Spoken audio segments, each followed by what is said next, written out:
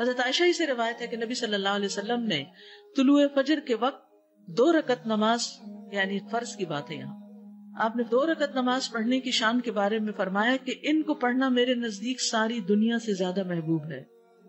حضرت عائشہ کہتی ہیں کہ میں نے رسول اللہ صلی اللہ علیہ وسلم کو کسی نفل کی ادائیگی کے لیے، یعنی سنت بھی اصل میں نفل نماز ہے، ایک فرض ہوتی ہے ایک نفل، پھر جو آپ نے زیادہ تاکید سے پڑھی ان کو سنت قرار دے دیتے ہیں اور باقی جو کبھی کبھار پڑھی وہ نفل ہو جاتی۔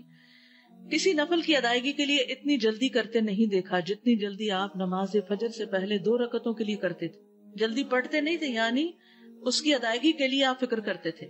آپ نے فرمایا جو آدمی عشاء اور فجر کی نمازوں میں آ سکتا ہے تو اس پر لازم ہے کہ وہ آئے، اگرچہ اسے گھسٹ کے کیوں نہ آنا پڑے، یعنی گھٹنوں کے بل یا پیٹھ کے بل گھسٹ گھسٹ کے ہی آنا پڑے تو بھی آئے۔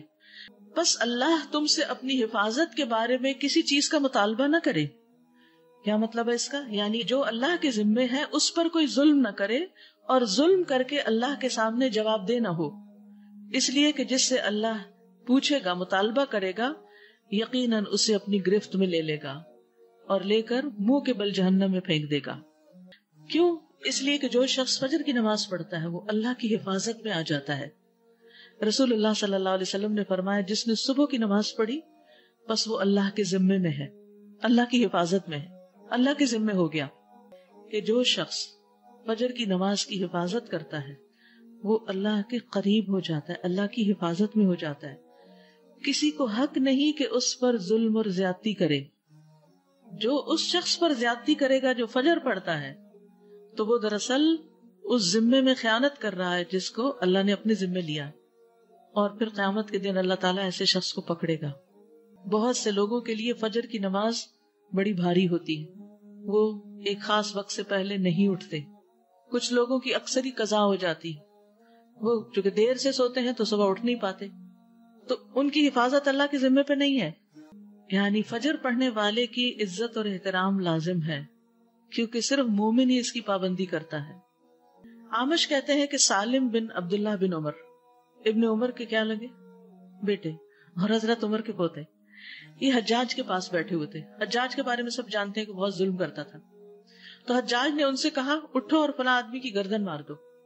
تو سالم نے تلوار اٹھا لی کیونکہ اس کا حکم تھا مارنے کا، اور اس آدمی کو پکڑا اور محل کے دروازے کی طرف چل پڑا۔